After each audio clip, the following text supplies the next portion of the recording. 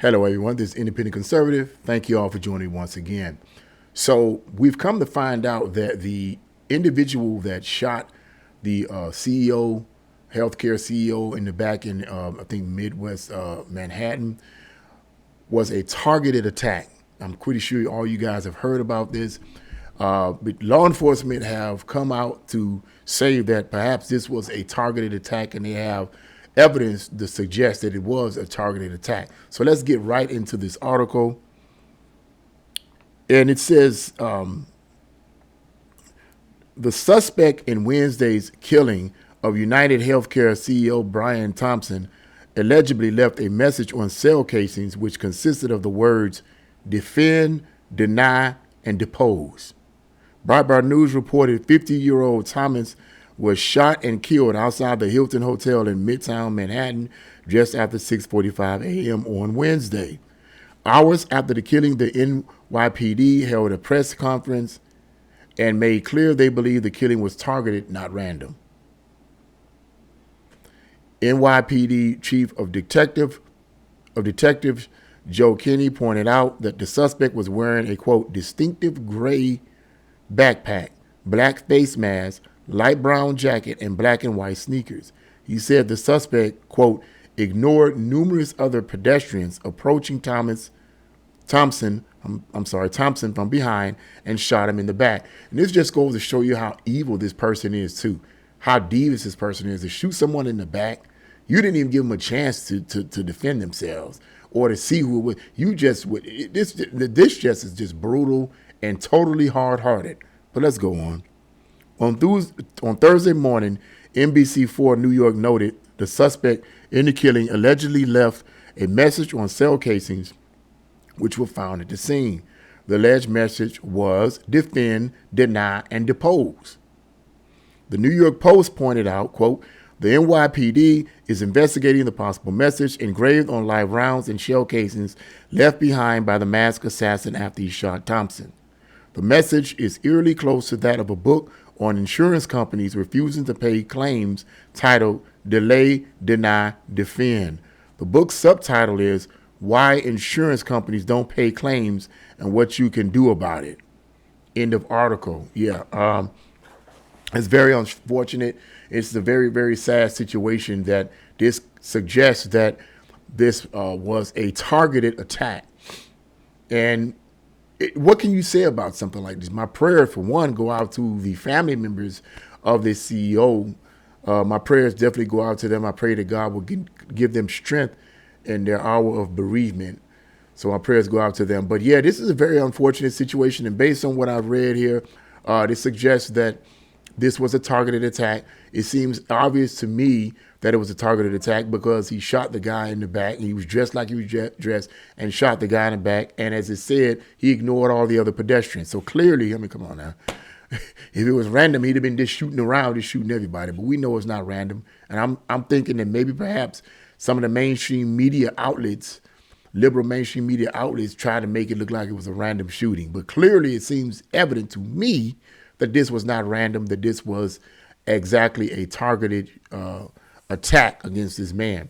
But when I see this, when I hear about this, based on what I know about the radicalization of the mainstream media in terms of how it's radicalized, and I'm not blaming the mainstream media on this completely, but I believe that the mainstream media, in an indirect way, has some influence in this. You may say, wait a minute, Mr. Boland, I mean, you blaming them for this? No. The person that did this is their choice to do this, okay? They should be held responsible for it completely. But at the same time, because the mainstream media have radicalized so many different people towards Trump and towards capitalism and towards people that have money and so forth, they have radicalized so many people. You have a lot of kooks out there that are willing to do whatever they can to defeat the capitalist system, right? You know, sounds like communism to me. And I wouldn't be surprised if they did some further investigation into this person's background and to this person's home and found communist paraphernalia in their home. Revolutionary communist paraphernalia. I wouldn't be surprised. I wouldn't be surprised, because back in the 1920s, I came to find out doing my readings and studyings that back all the way back in the 1920s, there was a bomb attack, and I can't remember exactly where the bomb attack happened, but it was in America. There was a bomb attack that killed at least 12 people. It killed some people now. And the bomb attack was initiated by a radical communist group that had become a part of America.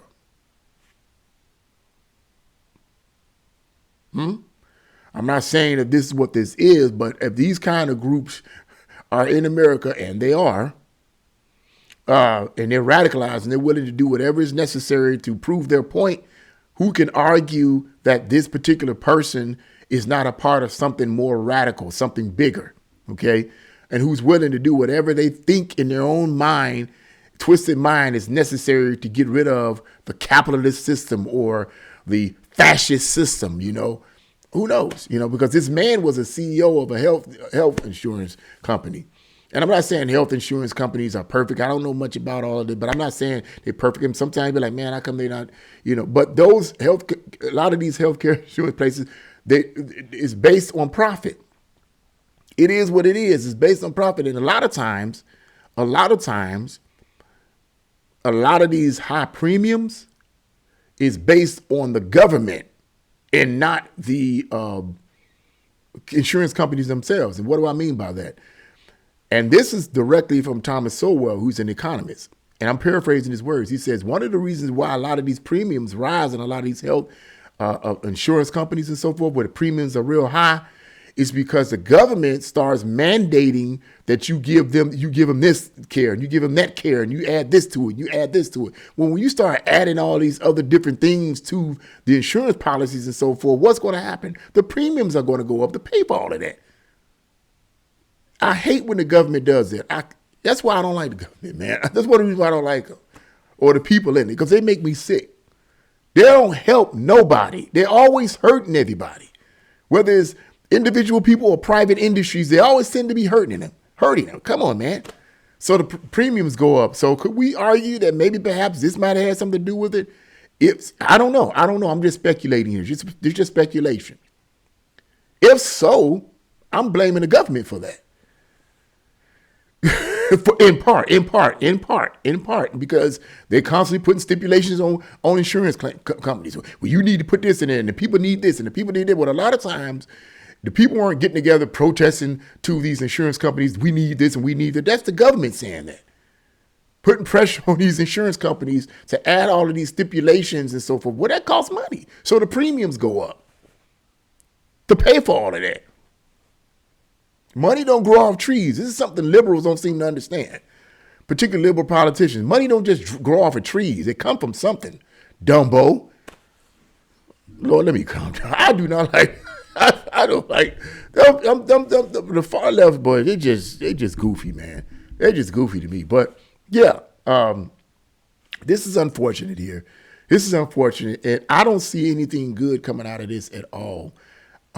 What I'm seeing in this whole situation, this whole scenario, is perhaps some more of this type of stuff happening, and particularly when Trump gets in office. You know, once he gets inaugurated, I always have told people, I said, do not rejoice. Just don't rejoice to the point where you're not paying attention to your surroundings, where you're not paying attention to what's going on, especially if you are a Trump supporter and you don't mind saying you are. And you wearing these mega hats and make America great again and stuff like that. Just be careful. You don't have to be in fear, of course, but be careful, because you have some wacko nutbags out there who are willing to take you out simply because of what they've been brainwashed to believe you are. So just watch your back, man. Now, I'm not saying I don't know much about this CEO. I mean, I don't know if he was a Trump supporter or whatever. I have no idea. But I just feel like there's something, just in my opinion, I could be wrong about this, okay? There's something political about this. There's some political angles on this, and we're going to find out further as time goes on. I could be wrong, okay? But I don't have to have this funny feeling that that person that shot him was a radical, and he probably he was influenced by communist thought, and was probably a revolutionary or wanted to be one, a communist revolutionary, and to come against the capitalist system of these insurance companies or whatever, and let's take out this person that represents, let's take out the CEO. You know, I'm gonna take this person out because we need to tear the system down. We need to tear it down and bring it down by any means necessary. Just saying. That's just my thought on it. Yeah, this is, once again, is unfortunate, but as the article says, and as law enforcement said, that this guy had writings on the shell casings talking about, talking about depose and stuff like that. That sounds like communist thought to me. Depose, defend. That's what that sounds like to me. What are you defending? What are you deposing? By taking the man out. What are you defending? The person's going to get caught. Well, I'm going to get caught. And you're going to go to jail for life, if not put in the electric chair. What are you defending? I'm just saying. Yeah, I'm just saying. But yeah, this is the latest so far. But it's such an unfortunate situation, and I hate that this kind of stuff is going on in our country. But it is.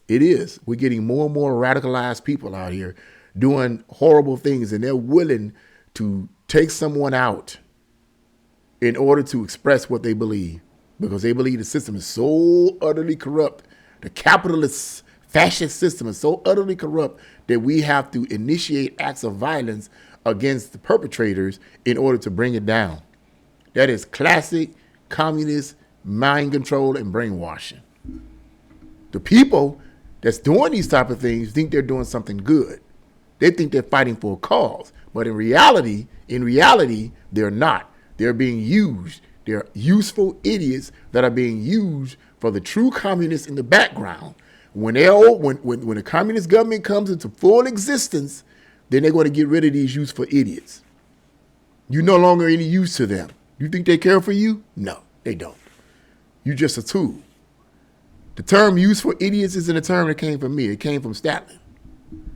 Called all these idealistic people that do working in Russia, they think they're doing something for a cause. He called them useful idiots. He called them that. And he's one of the premier constructors of classic old style communism. But yeah, whatever. Think what you think, but it is what it is. It's real. It's real. But yeah, that's what I wanted to say about that. What do you guys think about it? Leave your comments in the comment section below. Like, share, subscribe to my channel. God bless you all, and see you again.